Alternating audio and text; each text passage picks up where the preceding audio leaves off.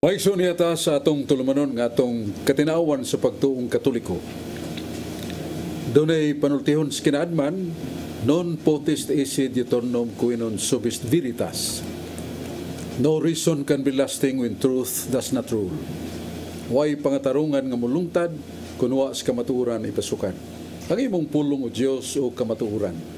Ang imong pulong o Dios matuod basa sa 2 Samuel Kapitulo 7, versikulo 28. Ngayon, so nagdapit kami kaninyo ni atong tulumanon, nga atong katinawan sa pagtuong Katoliko, nga ubay-ubay ng katuigan nagsugod ta sa Osaka radio station, 1973-74, ug hangtod karon 2022 niyata. Salamat sa Dios. Unya atong pasalamat sa atong mga maglalamdag nga mao ang atong Dios Amahan, Anak ug Espiritu Santo nga gitudlo ni Jesus nga mapuyo sa Santa Iglesia. Sa Juan 14:16 ang Espiritu Santo magpuyo kaninyo hangtod sa kangturan. Atong pasalamat sa atong mga kadagkuan sa simbahan. Atong pasalamat sa atong Papa Pope Francis nga kanunay nagtukaw alang sa kalinaw sa kalibutan. Ato sang pasalamat sa atong Arsobispo, iyang Ekselensya Jose Serapia Palma, nga naila sa iyang mga kinasingkasing nga paghalat siyang kinabuhi alang sa kaluwasan spirituality sa atong Archdiocese of Cebu. Ugani daghang kayong mga nalipay kadtong Surrender to God Life in the Spirit Seminar nga ipanguluhan kauban ni Sister P. Barino, nga daghang kayong mga idaran, mga batanon nga nagkumon o naggapos sa gidiling drugas. O kuman sila makapil sa Life in the Spirit Seminar, nangayo, mga samad silang kalag, nibalik silang pamilya na puno na sa kaandam sa gugmag pag-alagad sa Diyos. Salamat ni Arsobispo Jose Serapia Palma. Iyang pagpadaghan sa mga parokya, sa mga dapit nagkatag-katag ang mga taong way nag-amuma sa ilang espirituhanong pagkinahanglan sa kaluwasan. Kaya kung nunay bagong parokya na sa mga pare, nga gi-assign niya pagatiman, shepherds, the flock. Niya natukod sa niya ang balay sa mga kaigsunan na itong mga pare, nga abardado na, retirado na, niya doon ay sakit, na sila sa Mayog Decent Home, na sa compound sa Seminaryo Mayor de San Carlos. Nga giamuma silang pagkaon, tambal o ilang pagkinahanglan sa kalagnon nga kahimtang.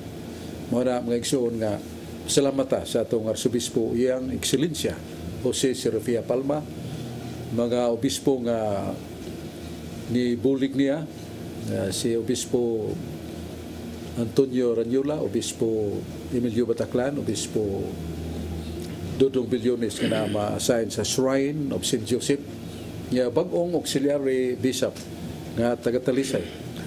Ako taga-amo sa Talisay, si Bishop Ruby Labaho.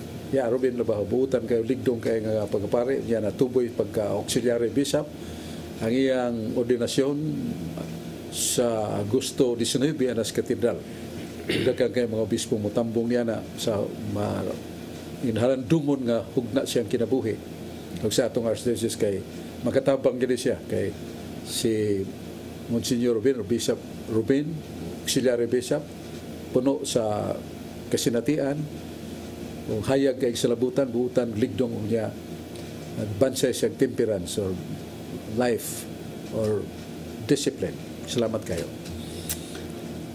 O niya mga igsoon, i-apel na ito sa magpasalamat si Brad Dodong Limcho, ang atong presidente sa Cebu Catholic Television Network, na iyang gi-improve ang tanan ng atong mga Sibya mo kalat mo abot na sa mga nasod gawa sa Pilipinas, Korea, sa Asia, o gubang dapit sa Europe o sa USA, Amerika. Salamat ni Brad Dodong Limcho, iyang kapikas Tirdayan, o sa mga staffers sa CCTN. Yan rito maglangan niya manduhan ako ka mga amigo, kini si Brad Rudy Recasa daghang ining katunan sa pagbasa sa Biblia pero mag-aayag. Kanabang mo iayagon kini ang Biblia haining tahop og lugas sa umay pero ang message ni Pulos gini lugas sa kalawasan, glisos kalawasan. Makita niya nga doon ay mga bahin sa Biblia nga nagkasumpake, makalibog, makagubot sa nahuna sa mga new readers of the Bible, lagmit mawadag kadasig sa pagbasa kay niya may nagkasumpake din nganong napil man kung maganin sa Diyos. Karon dadod ato siyang yatag niya sa John Porca, usas mga aktibo kayo nga tigpaambit sa mga pulong sa Diyos, pagtuloan simbahan, sa lain-laing dapit nga moimbitar sa Catholic Faith Defenders Cebu Chapter. Ya dito maglangan ato unahon si Brad Rudy Recasa. Brad Rudy, may adlaw nimo. May adlaw sa Bradsok o may hapon sa tanan, labi na gyud diha sa Bamboo Village, Basag Pardo, nila ni Jocelyn Cañete, Bitoy Bakuli ug ni P. Villamor. Mayong paglantaw kanatong tanan. Karon Bradsok, anikos kasulatan Bradsok, dinhi sa Sirach 23:20. God knows everything before He created the world as well as after. Nahibalo ang Ginoo sa tanan, sa wala pa niya buhata ang kalibutan, ingon man sa nahuman na kini. Sirach 23:20, klaro kayo ang Ginoo nasayod gyud sa tanan, bisa sa wala pa niya buhata ang kalibutan, naa na ang Ginoo. Sa Hebranon 1:14, sa mayong balita Biblia na kanayon, what are the angels then? They are spirits who serve God. Hebrehanon 1:14 nag-ingon, busa unsa man day ang mga anghel, silang tanan pulos espiritu nga nag-alagad sa Dios. Hebrehanon 1:14 klaro kay kini ding mga anghel pulos ni espiritu nga nag-alagad sa Dios. Sa Tubit 5 tudling 5 sa mayong balita Biblia na kanayon, miingon si Rafael nga usa sa 7 ka mga anghel, Israelita ako, usa sa imong layo nga paryente, og mianhi ako dinhi sa Ninibe aron pagpangitag trabaho. Tubit 5 tudling 5, usa ka anghel sa Ginoo, usa sa 7 ka anghel nga nag Rafael nangitag trabaho dito sa Ninibe. Ang pangutana ani Bradsok, wa ka ni makasumbaki Bradsok. Hebrehanon 1:14 ug Tubit 5:5 nganong nangita man ning trabaho nga espiritu man kani. Palihog ko no kog patin-aw Bradsok. Salamat kay Brad Rudy Recasa. Saludo ko nimo kay kanang imong ibasa sa Hebrehanon 1:14 nga nag-ingon nga angels are spirits ministering God. Mga espiritu niya mga alagad sa Diyos. Kung may imo ning ipares ang Lucas 24:39, ang espiritu way unod ug bukog sa tupadili makita. Niya question nga naman ning niya Tubit kapitulo 5 nga niingon man nga si Rafael usas mga anghel sa Dios nangitag trabaho. Nya sa man ni pangitag trabaho di siya makita. Murag hangin nga nagsuri-suri ba. Ang tinuray nga kining mga anghel espiritu pero makahimo sila pag pakita og lawas. Ato na mabasa sa maghukom 13:20 nga si Manoa kada adlaw gito siyang maghalad sa altar. Na siya karnero yang sunugon yang aso mutbos kita sa niyang gituboy ang iyang mga pagampo. Unya sa kay gayon ni kalitlag hayag og mitungha ang anghel kanila. Ya si Manoa ang iyang asawa nangalisan kay abi nila mao na tong Dios. Mga matay kita kay kita nakakita sa Dios. Pero ang anghel mitubag nga sinugo ko sa Dios. Anghel nakita nila. So ito pa, ang anghel ay bisag espiritu makahimo pagpakita og lawas. Hinumdum ka si Jacob nga nakigdumog so sa anghel hapit na makadlawon ingon ang anghel buhi taon ko kay kining hapit na mabuntag ning atong kumbate kining dumog gid ba ya gusto day si Jacob nga matagan siya panalangin sa anghel sa gikunitan niya ang kining kilid dili bilbil kay kanang anghel slima kay lapas di takabuhian basta di ko nimo panalanginan basta gi panalanginan niya sukad karon bili kana Jacob Israel ay mungan so nana sa Biblia ato mabasa nga ang anghel pakita nakigdumog pagyud so mo na nga dili di ay contradiction nga nangingon ni Rudy nga ang anghel espiritu dili makita niya nagitag trabaho sa pagpagitag trabaho dili siya wa siya makita nga bayhon physical fit pa ni trabaho so mo na nga mahimo sa sila magpakita og lawas mo na atong tubag si mong mayong pangutana Brad Rudy Racasa ya mo dali katendan ni Brad John Porca Brad John daghang salamat Brad So mayong hapon kanimo ug sa tanang televiewers nga sunod sa tibuok kalibutan labi na sa mga YouTuber nga nagtan-aw subscribe lang ning atong CCTN nya tungod report kay naa ato ang YouTube channel. Yan naunong lataron tungod kay na kuot man pud ang atong cellphone nawa man.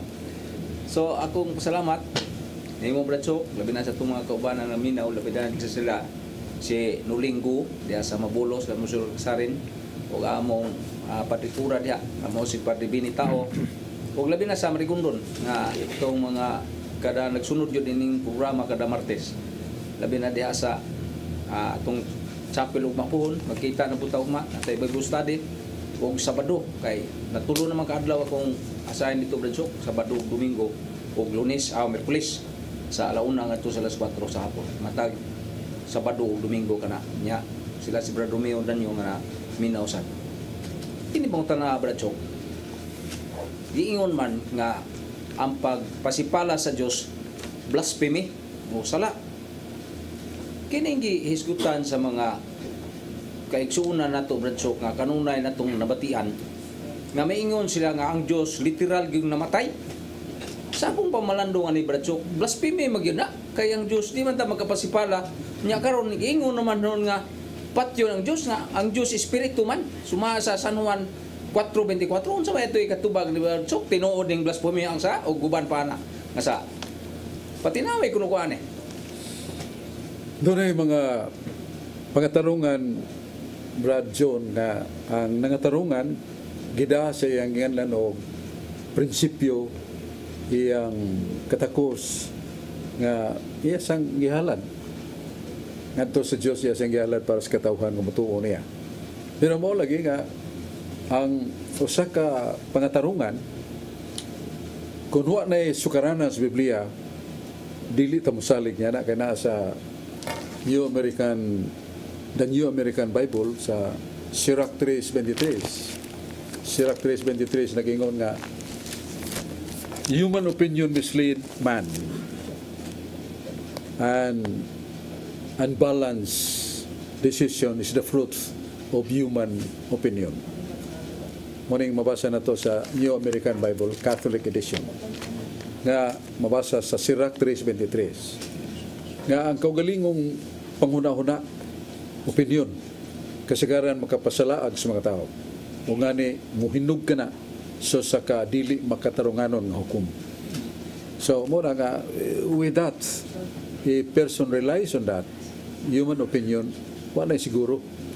Tungkol kaya na sa Suat San Pablo, Roma 3, versikulo 4, atong hatagan nga ang Diyos mo'y magmatuod kay siya maminatudon o siya dili bakakon. Pero mga tao, masalay po ng bakakon.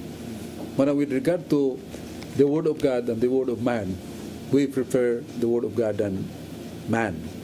Mabasa na nato sa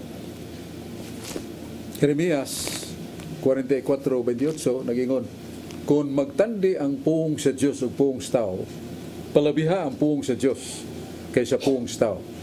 Palabiha ang akong mga puong matod pa sa Diyos Kaya nga kung puong mulungtad, ang puong sa tao, manaw.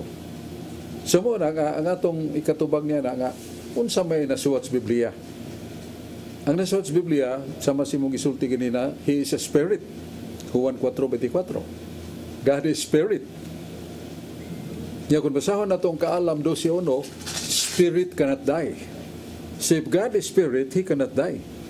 So how come that we claim or assert that God died literal? Because according to them, nasa question sa gitawag o God died doctrine, question number 4. Question number 4.5 and 6. Nga gingon magod siya ilang ngayon lang God died literal doctrine nga ang second person of the Blessed Trinity nga mo si Jesus mismo Diyos ug tinuod gayud nga namatay, literal gayud nga namatay. Then gisundan is pangutana, what is literal death? In English man pagtubag bisan ang pangutana binisaya, kanang literal death mo na ang really actually happen, true, real, and genuine. So patinuod yung nitabo na matay. True death. Genuine, dili patay-patay lang. Nga kanang buhi magpatay-patay, dili lang na genuine nga namatay. Kay buhi man. It's not genuine death. So tinuod yung namatay. So mo na ang dakong question, this reason can really equate or in consonance with the fact that God is Spirit and Spirit cannot die? No, that is a contradiction. Kung mayroon ka nga God died literal, that is a contradiction.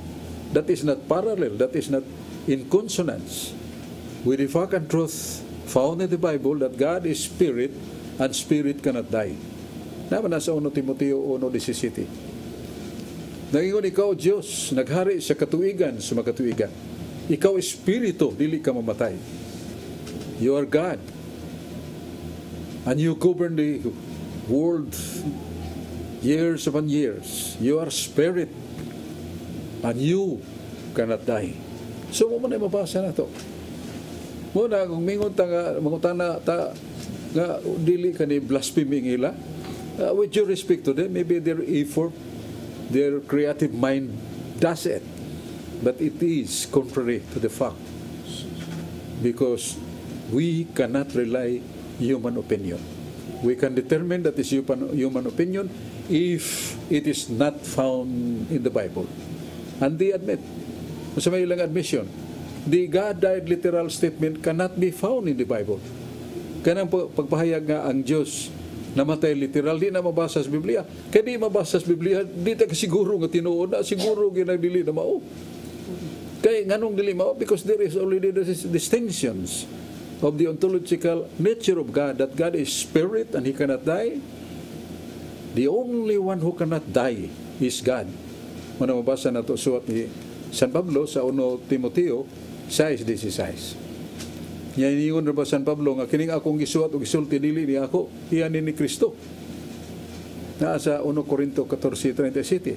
Ningon San Pablo nga akong gisulti, nga akong gisuwat dili ni ako, iyan ni Kristo Jesus nga atong Ginoo. Yung sa ipong niya. Ngayon siya, ikaw, Diyos, nagpuyo sa kahayag nga dili maduol. Bugtong nga dili mamatay. Bugtong dili mamatay. Sa Amplified Bible, that 1 Timothy 6:16, that immortality that does God have, there is no such any exception that could be accepted. Kanang pag-ingon nga ikaw, o Diyos, bugtong dili mamatay, di kami ingon dunay di mamatay, o Diyos gyapon na pero mamatay. No, sir. That is a blatant contradiction. Somewhat we can choose black and white. If that is white, white. That is black, black. But you cannot say between, in between. So muna itong tubag sa may pangutana ni Brad John Paul nga kung naibaw sila nga sumpake na sa Biblia ang ingon nga kining God died literal. Di magyud mabasa sa Biblia bisag usaw na. So they cannot overrule what is written. What is written, you, O God, who dwell in an approachable light, you are God who cannot die. You're the only one who cannot die. That is a blatant contradiction. Pag yung God died, literal. Siguro ako exulti sa imong puntahan na Brad John, o katong yung mo blasphemy ba na sila na maghuna-huna na mga hasta sa pagsupil, sa pagpadayag, so sa kapamahayag, nga duwa mabasa sa Biblia, supak pag sa Biblia. So, di mo do, dili na ito madawa. Di ta ingnon nga usa ka irihe. Kaya usa ka irihe, nagsupak sa Biblia, kita we abide by the Bible with the fact and truth of the Bible states, you are God, the only one who cannot die. Mo na itong tubag, Brad John, unya, salamat kayo. Napagay, kining, murag tas-tas itong pagkutana, maayong nyo yung pagkutana, pero at doon na po tayo, mga inungdanon kayong pahibaw, nga lantaw na to karon dayon, atong tagdon, kining mga ads, advertisements, karon dayon.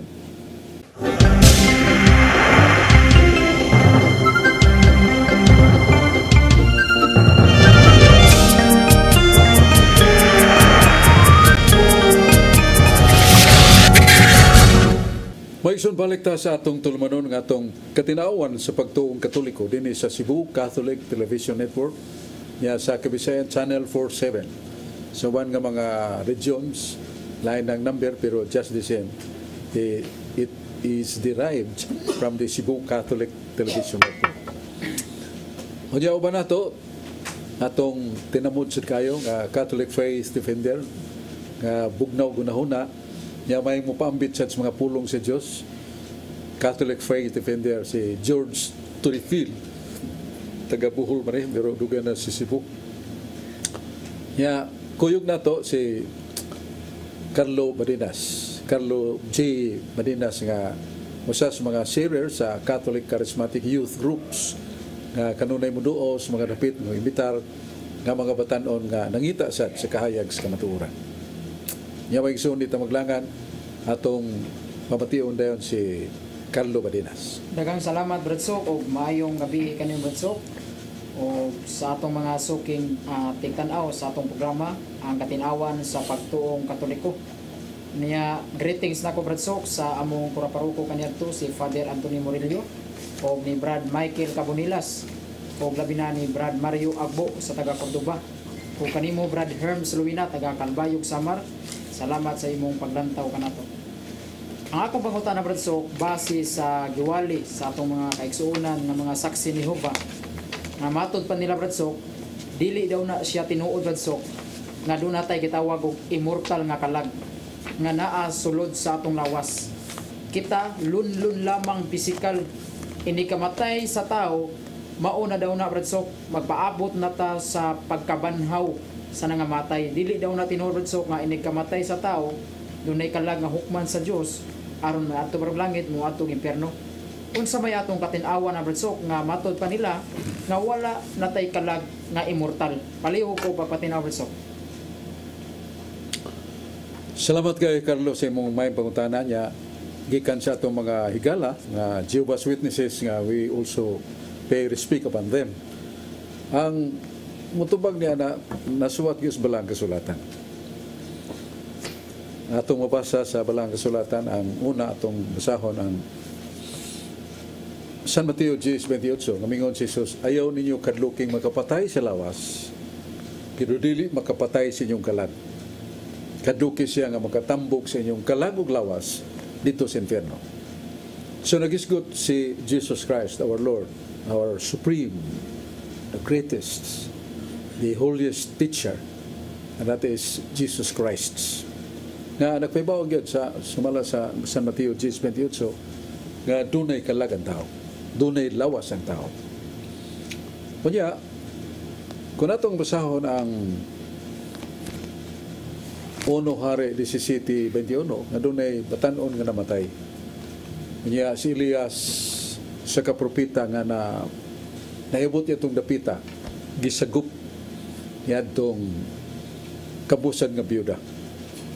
Yan niabot niya gituan niyang labing kapait ug kakabus nga namatay ang iyang bugtong anak nga bayong na nga moyang paglaom. Sumabot nga tuig nga mo na imubuhi niya.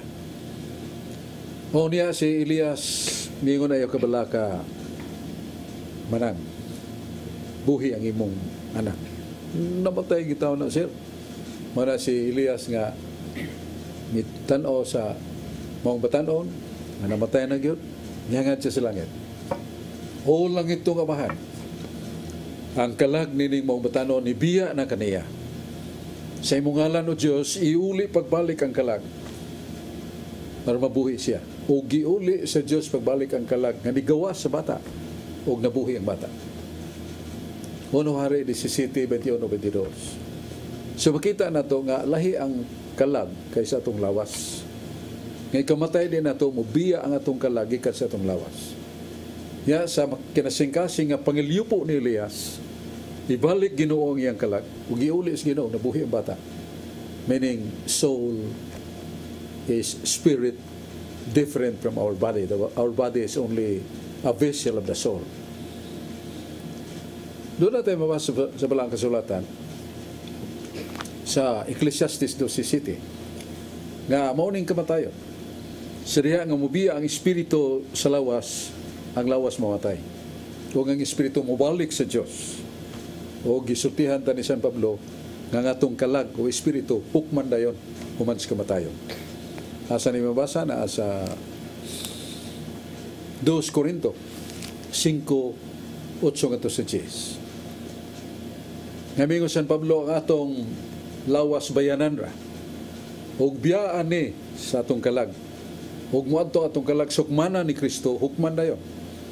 Madawat niya ang ganti o silot agad sayang nabuhat uban pa siyang lawas. So klaro kayo. Magamit nato ng pinungan kinat sila dimodo nga doon na tayo kalag nga lahi sa lawas. Hukman dayon human sa kamatayon. As what the Bible says. Uningon kita nga ang pulong sino tinuod. Sakto. Sa 2 Samuel 7:28 ingon si Samuel, O Diyos, ang imong pulong tinuod gayon. O God, your word is really true. Your word is really truth. Kusa tinuod gyud. Ditag maingon nga ditag in clerics non necessitas cognotiones. Matod pa sa principle of Latin, nga kung klaro na kayo na, maghuna-huna pag yung klaro kayo na, magkita pag yung thinking klaro kayo, pagtanaw ni mo sa adlaw puting hayaga, ya, maghuna-huna ka na pag adlaw. Anong maghuna-huna pag adlaw nga hapit ka na maliki ng imong agtang tungo sa kahayag sa adlaw? Ha? In clerics non necessitas cognotiones. Sa tupin, very clear and candid, no need of thinking. That is it. Itom na, that is black. O puti na, that is white. Dita kaingon nga magsambog na siya. So muna, klaro makayo, gisultis Ginoo nga doon ay kalag ang tao. Yang ano inom gina to nga, way kalag, gisulti na sa Ginoo na kalag. Pero di ay mingo sila dili ang kalag mo ng lawas. Dili man. Asan to mabasa ang kalag dili mong lawas? Sometimes in figure of speech we can use that. Pero in literal understanding, lahi ang kalag kay sa lawas. Asa mabasa ni Espinadayag, Revelation. Kapitulo 6, 9-10. Nagingon nakita ako sa langit. Ang daghang makalag dito sa langit naghimaya sa Dios. O ang ilang lawas sa dinhi pasiyuta gipamatay. Ang ilang lawas sa dinhi pasiyuta gipamatay. Pero buhi ang ilang kalag dito sa langit nagdaig sa Dios. So, klaro, tinaw kayong lain ang kalag, lain siya ang lawas. So, muna ito yung katubag sa pangutana ni Dong Carlo J. Marinas. O niya si Dong George Torrefil, sa itong mga very prudent and somewhat prayerful man in answering question. Atong binaon si George Torrefil, isa sa mga Catholic faith defenders. Salamat Basok, may hapon kanimo, may hapon ka na itong tanan. Ilabi na sa itong mga televiewers nga ganunay nga nagsunod niya itong programa, ang katinawan sa pagtuong Katoliko, o sa itong mga online viewers sa FB nga nagsunod po mayong paglantaw ka na itong tanan. Nga akong greetings diya sa Paknaan, Mandawi City, sila si Brad Christopher Andrino, si Brad Vicente Badal nga kanunay nga nagsunod, o diha sa Barangay Mambaling sa San Roque Parish, si Brad Arnolfo Antigua, o siyang kapikas nga si Nadit Antigua nga nagsunod po niya itong programa. Basok ang akong pangutan na may tungod ni sa confession basok kinatong sakramento nga sa confession nga gisaway ni sa tong mga igsuon nga mga dili katoliko nga matud pa nila nga sayop kuno ni basok nga kanang atong isugid nga to sa pare ang atong mga sala matud pa nila nga ang pare kuno utro pod nga mga makasasala nga ngano man nga iyang kuhaon ang puling nga naa sa mata sa mga tao nga aduna may dakong truso nga nagbabag po sa iyang mata. Mao ni ang ilhang rason basok. Nya gani basok sa balang kasulatan basok sa Esdras kapitulo 10 bersikulo 11. Klaro kay dito basok nga si Esdras usa ka pari ningon siya nga kay nakasala man kamo pag hinulsol kamo unya isugid sa Dios ang inyong mga sala. Wala gyud mingon si Esdras atong panahon na basok nga isugid nyo diri nako ha kay pare ko isugid nyo diri nako ang inyong mga sala. Mismo ang pare nga si Esdras basok ingon nga pag hinulsol mo og isugid ngadto sa Dios ang inyong mga sala. So nganong ni basok nganong wa man sa mingon nga ari nako adto man sa Dios. So, klaro kayo basok nga mao ni ilang gisukaran basok nga sayop kuno na nga adto sa pare kay mismo ang pare nga si Esdras nagtudlo nga adto yun sa Dios mismo nato isugid ang atong mga sala. Palihog ko kung pagpatinaw ni basok. Daghang salamat. Sakto kayo lang imong nabasa o imong pangutana na may tungod niyang butanga kay. Ang pagbansay nato sa Iglesia Katolika nga gitudluan ta sukad sa atong pagkabata nga mohimo tag reconciliation with God through the sacrament of penance or sacrament of confession to the Catholic legitimate priests. Kaya iniingon man ta nga naa mas Biblia god sa may naas Biblia San Juan 20 versikulo 22 ngantos 23. Usas gibilin sa Dios nga may danon kayo sa katawhan para sa kaluwasan. Mao ang reconciliation with God. Ug si Jesus mitudlo nga iyang gihuypan ang iyang mga apostoles, he breathed unto them and said, receive the power. Receive the Holy Spirit. Ug mingon si Jesus, ihatag ko kanyo ang gahom. Nga bisag unsang sala, nga inyong pasaylo na pasaylo na. O bisang kinsang sala, nga inyong pasaylo waasan mo pasaylo. So, the power, the authority, nga ang mga apostoles kay pare man to na sa 1 Pedro 2:9 mga apostoles pare man kapasaylo sa sala. Yang ilang gipasaylo sa Dios. President naguna ang paghinulsol gyud. Ang atong paghukom pagbiya sa sala o pagbuhat og mayo. Unya kanang pagsugid ngadto sa Dios giklaro na sa libro ni Josue 7:19. Ngayon si Josue ni akan nakasa ka. Isugid ka na sa Dios ng imong sala. Pero dinhi ka na ko ikumpisal ang imong sala. Masama to si Josue. Labaw mo pare. Na siya sa rank of highest priesthood. Tell your sins to God, but confess your sins to me. Oh, nga kana na atong pagsugid nga to sa Dios adto ikumpisal na to sa pare. Sa 1981 edition sa May Balita Biblia sa Ecclesiastes 5:6 nagingon nga kung ikaw naglibog may tungod si mong sa ikaw dunay kabalaka may tungod si mong sa isugid ka na sa pare sa Dios. Naagyon isugid ka na sa pare sa Dios. Mura nga one of the ways of interpreting the Bible is context. Nga di lang sa kabahin nimong basahon, i-repair nimo sa mga teksto sa Biblia, and that becomes wholesome or correct. Muna ka nang yung sugid sa Diyos. Nahibawa naman Ginoo nga itong sugiran. Asang basa sa Biblia? Salmo 6:9. Ang Diyos nahibawa sa tanan, bisan sa atong mga tinago, sa atong mga sala. Yang ato pumasyatuganan, nahibawa naman. Pero mo ito yung version ni Josue. Josue 7:19. Nga isugid imong sala akan ngadto sa Dios pero dinhi kumpisal kanako imong sa tungod kay mao na siya ang patakaran gihimo sa Ginoo nga nganong ihatag man siya gahong pagpasaylo mga pare gitagan niya gahong pagpasaylo niya dili di ay so may mong somewhat awkward psychology what he says kay gahatag gahom niya dili magamit og gahom So mo na nga, that is truth of the matter. Nga naagay pagsugid sa atong mga sala kay maglibog ta sa atong sa. We want the solution how to stop committing sin but still continuing committing sin. We are really disturbed. So we need a counselor, spiritually imbued counselor nga mo lamdag ka naton sa atong buhaton. That is one of the benefits pagkumpisal and the absolution ng pagpasaylo sa nakasahan. Muna itong tubags may pagkutanan ni Brad George Torrefil, yaman si Alejandro Alex Tanggapan ato sa paminahon. Salamat pangigsuon. Salamat kayo mga Brad. So kang magsuon dinhi. May tungkol sa kang mama. Salamat pagduaw nimo Brad Sox. Brad Di Marquez, Carlos, salamat kayo.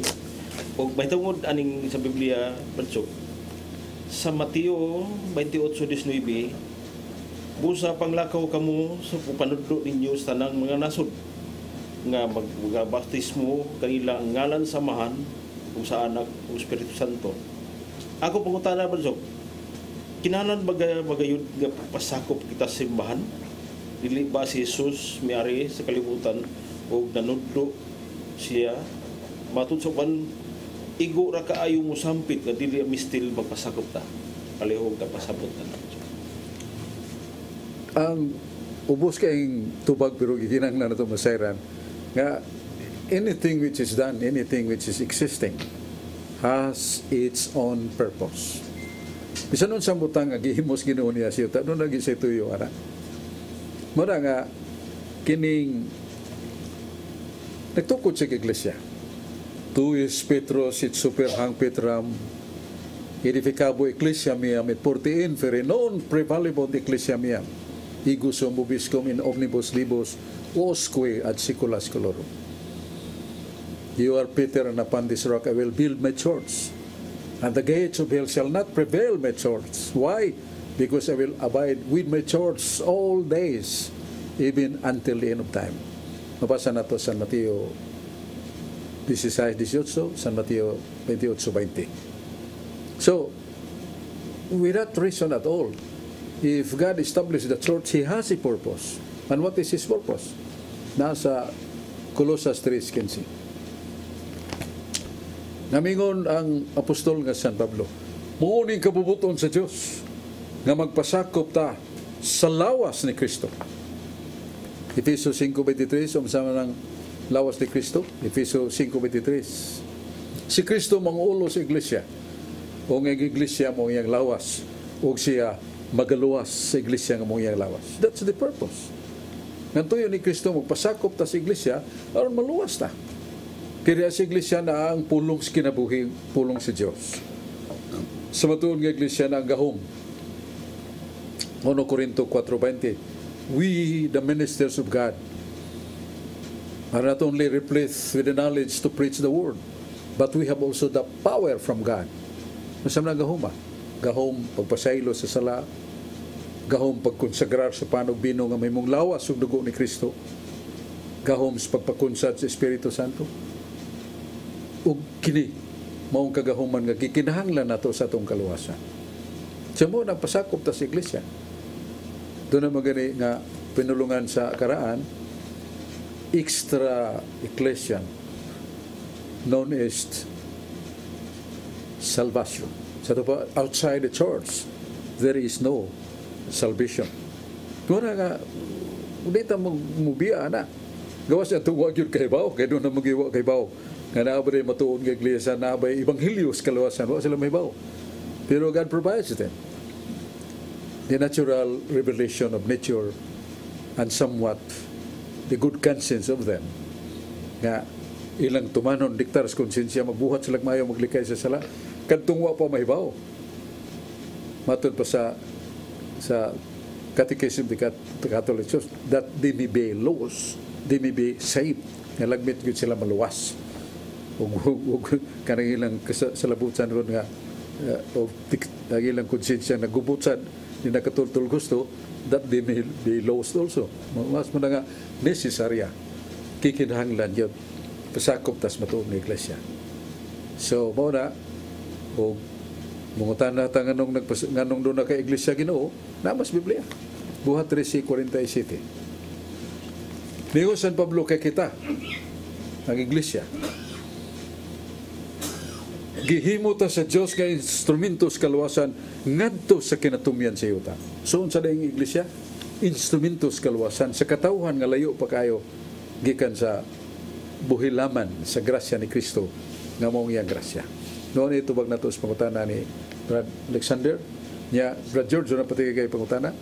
Sige pasok nga ako lang ning pidugang gamay pasok about ning gadayad issue gyapon pasok ngay maton palagi nila pasok nga wala maton pa sa mga gadayad literal pasok ingon sila nga wala man mi moingon nga ang Dios namatay nga kanang gitawag kamatayon nga kanang cessation of life ano ba annihilation dili man na mao ang amua diha maton pa nila nga ang kamatayon diha kanang separation between the body and soul nya tinuod man na nga nagkabuwag ang lawas ug kalag ni Kristo mo na nga tinuod yun literal yun nga ang Dios namatay kay si Kristo Dios man si Kristo Dios so kay si Kristo namatay therefore namatay ang Dios literal yun kay si Kristo Dios mao na ilang broganan basok kining pagkabuwag niya literal yun nga ang Dios namatay kay si Kristo Dios man so namatay ang Dios literal mao ni ang ilaha basok wala sila moingon nga uyon bitaw miya ingon sila nga uyon man miya na nga kanang ang Dios dili mamatay kay yung basa-basahon sa 1 Timoteo uyon miya na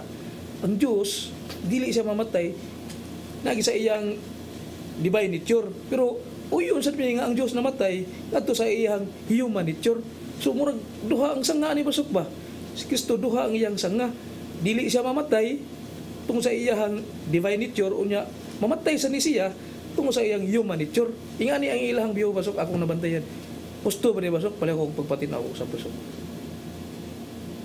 kanang mong pahayag kining ang gusto sa Ginoo masabtan sa mga tao. Ilabi na sa mga yanong nga mga tao na as balangay, na as probinsya, nga wa kay makatuon og catechesis sa kapilya, wa makatuon og religion diya sa high school, Catholic church, Catholic schools. Makalilibok na.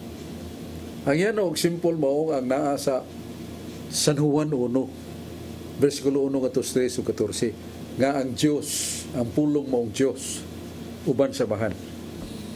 Unya nagpakatao uban kanato. Di mo do si Jesucristo Dios ug tao nga matuod. 100% God, 100% man. So 100% God, He cannot die. 100% man, He can die. Giklaro na sa dogmatic teachings. Teaching the Catholic Church, page 155. Jesus Christ our Lord is consubstantial with the Father being God and consubstantial with His Mother being man.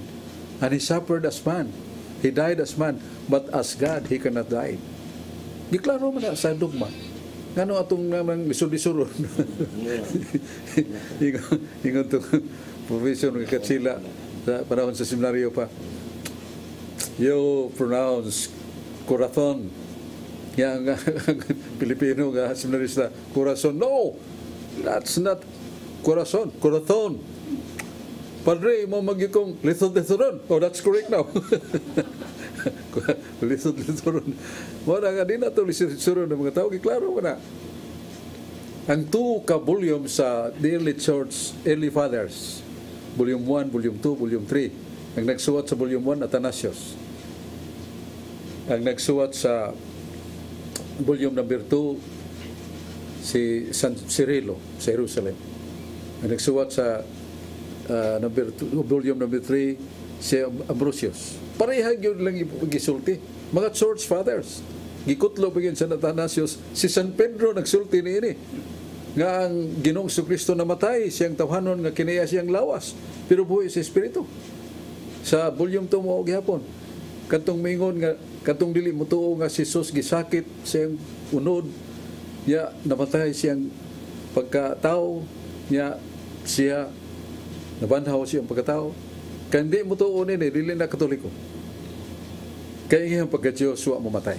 Ibalik-balik na 3 volumes sa Church Fathers.